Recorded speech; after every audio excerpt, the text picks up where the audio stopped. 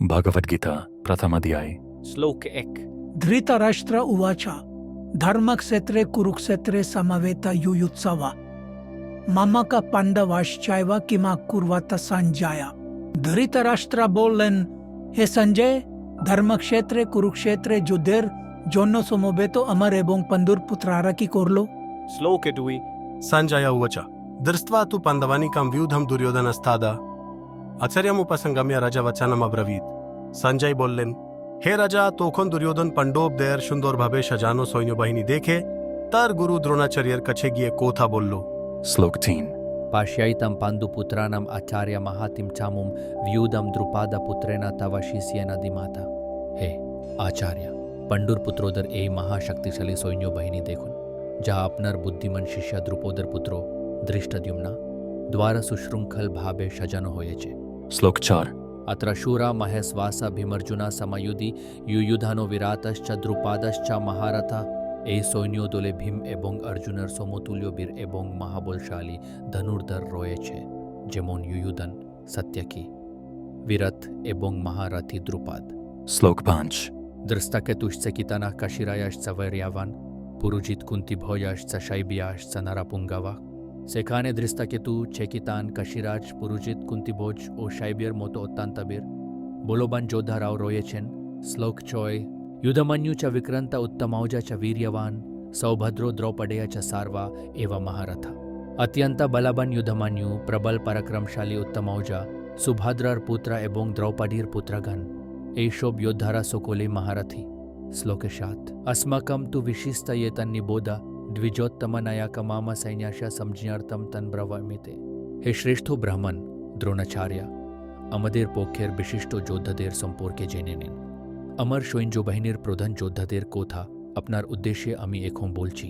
শ্লোকে 8 ভবন ভীষ্মাশ্চ কর্ণাশ্চ কৃপাশ্চ সমিতিঞ্জয় অশ্বত্থামা বিকর্ণাশ্চ সৌমদত্তিস তথৈব চ। আপনি দ্রোণাচার্য, ভীষ্মা, কর্ণা, কৃপা, যিনি যুদ্ধজয়ে পারদর্শী, অশ্বত্থামা, বিকর্ণা এবং সৌমদত্তর পুত্র এখানে উপস্থিত। শ্লোক 9 অন্যচ বহব শূরমদ অর্থে ত্যক্ত জীবিতা নানা শাস্ত্র প্রহারণা সর্বে যুদ্ধ বিশারদা। এছাড়াও আরও অনেক বীর যোদ্ধা রয়েছেন যারা আমার জন্য জীবন উৎসর্গ করতে প্রস্তুত। তারা বিভিন্ন অস্ত্রশাস্ত্রে সজ্জিত এবং যুদ্ধকলায় দক্ষ। শ্লোক 10 অপর্যাপ্তম তদস্মকম বলম ভীষ্মবিরক্ষিতম পর্যাপ্তম ত্বিদমেতসম বলম ভীমবিরক্ষিতম। আমাদের সেনাবাহিনী যা ভীষ্ম দ্বারা রক্ষিত, অপরিসীম এবং অপরাজেয়, কিন্তু পাণ্ডবের সেনাবাহিনী যা ভীম দ্বারা রক্ষিত, সীমিত। শ্লোক 11 অয়ানেষু চ সর্বেষু যথাভাগম অবস্থিতা ভীষ্মম এব অভিরক্ষন্তু ভবন্তঃ সর্বা এব হি। এখন তোমরা সবাই সেনাব্যূহের প্রবেশ পথে নিজের জায়গায় দাঁড়িয়ে পিতামহ ভীষ্মকে সবভাবে সাহায্য করো। শ্লোকে 12 তস্য সঞ্জনয়ন হর্ষম কুরু বৃদ্ধঃ পিতামহ সিংহনডম বিনদ্যোশ্চৈ শঙ্খম দধমৌ প্রতপাবন। তখন কুরুবংশের প্রবীণ পিতামহ ভীষ্ম দুর্যোধনের আনন্দ বাড়ানোর জন্য সিংহের গর্জনের মতো জোরে শঙ্খ বাজালেন। শ্লোক 13 তত শঙ্কশ্চ ভৈর্যশ্চ পনবানকা গোমুখা সহাসৈবভ্যহন্যন্তস শব্দস্তুমূলো ভবত।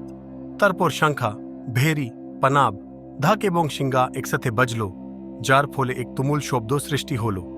শ্লোকে 14 তত শ্বেত ইর্হয় ইর্যুক্তে মহতি ষণ্ডানে স্থিতৌ মদবা পাণ্ডবশ্চৈব দিব্যৌ শঙ্খৌ প্রদধমতু। অন্যদিকে সদা ঘোরে টানা এক দিব্য রথে থাকা শ্রীকৃষ্ণ ও অর্জুন তাদের দিব্য শঙ্খ বাজালেন। শ্লোকে 15 पंचजन्यम ऋषिकेशो देवदत्तम धनंजय पौंद्रम दद्मौ महाशंखम भीमकर्मा वृकोदारा। श्री कृष्ण पंचजान्या नामोक्तर शंखो बजालेन, अर्जुन देवदत्त नामक शंखो बजालेन एवं महाशक्तिधर ओ अति भोजी भीमसेन पौंद्रा नामोक्तर विशाल शंखोती बजालेन। श्लोक 16 अनंत विजयम रज कुंत पुत्र युधिष्ठिर नकुला सहदेवश्च सुघोषा मणिपुष्पकौ। कुंती पुत्र महाराज युधिष्ठिर अनंत विजय नमक शंख बजालेन। नकुल एवं सहदेव यथाक्रमे सुघोष ও মণিপুষ্পক নামক শঙ্খ বাজালেন। শ্লোক 17 কাশ্যশ্চ পরমেশ্বসা শিখান্দি চ মহারথা দৃষ্টদ্যুম্ন বিরতশ্চ সত্যকিশ্চ পরাজিতা। শ্লোকে 18 দ্রুপদো দ্রৌপদেয়শ্চ সর্বশ পৃথিবী পতে সৌভদ্রশ্চ মহাবাহু শঙ্খন্দাদ্মু পৃথক পৃথকি। হে মহারাজ, তখন মোহন ধনুর্ধর, কাশিরাজ, প্রবল যোদ্ধা শিখান্দি, দৃষ্টদ্যুম্না, বীরত, অপরাজিত সত্যকি, দ্রুপদ, দ্রৌপদীর পুত্রগণ, সুভদ্রার মহাবলবান পুত্র এবং অন্য সকল তাদের নিজের নিজের পৃথক শঙ্খ বাজালেন। শ্লোক 19 স ঘোষো ধৃতরাষ্ট্রাণাম হৃদয়ানি ব্যদারায়াত নভশ্চ পৃথিবীম চাইবা তুমুলো অভিয়ানুনাদায়ন। শঙ্খের সেই প্রচণ্ড শব্দ আকাশ ও পৃথিবী প্রতিধ্বনিত হয়ে ধৃতরাষ্ট্রের পুত্রদের মনে ভয় সৃষ্টি করল।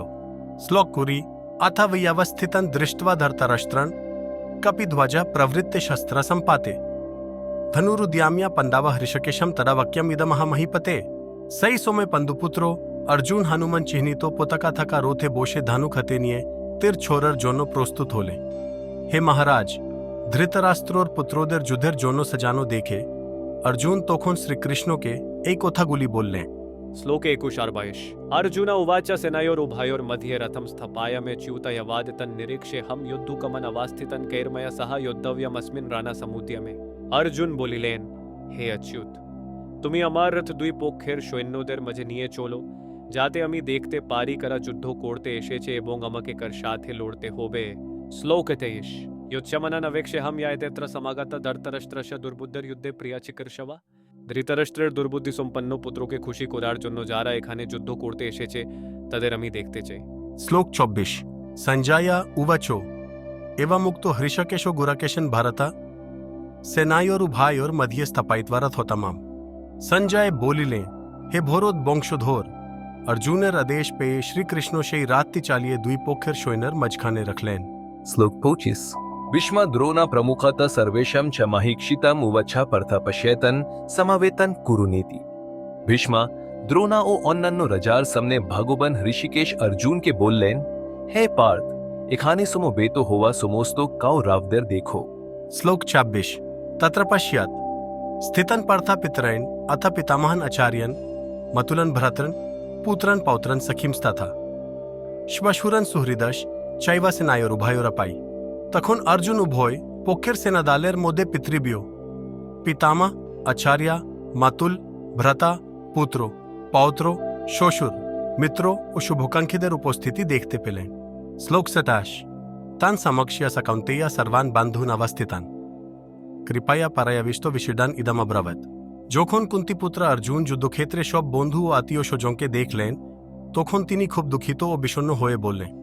श्लोक 28 अर्जुन उवाच दृष्ट्वेमं स्वजानं कृष्ण युयुत्सुं समुपस्थितं सैदान्ति मम गत्राणि मुखं च परिशुष्यति। अर्जुन बोललेन, हे प्रिय कृष्ण, আমার বন্ধু বান্ধব ও আত্মীয় স্বজনদের যুদ্ধ করার ইচ্ছায় আমার সামনে দাঁড়িয়ে থাকতে দেখে আমার শরীর অবশ হয়ে যাচ্ছে এবং মুখ শুকিয়ে যাচ্ছে।